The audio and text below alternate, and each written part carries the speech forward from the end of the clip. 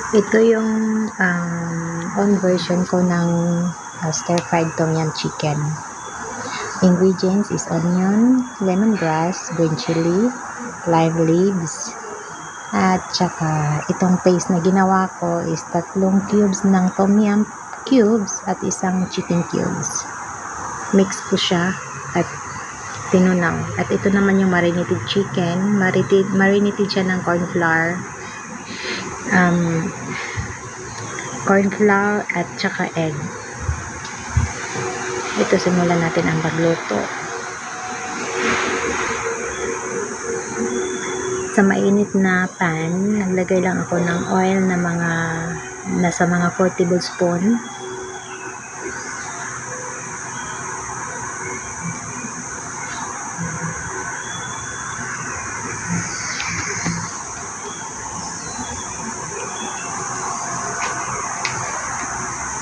Tapos isusunod ko dyan yung chicken. Pinainit ko pa ng gusto yung chicken, yung pan. Ilalagay ko yung chicken. Kailangan hindi siya kailangan tama lang yung pagkalagay para hindi siya nagpapatong-patong. Kasi kailangan nating makita na brown yung sa ilalim niya.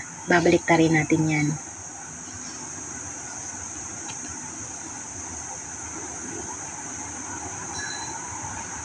Ayan, binabaliktad ko siya.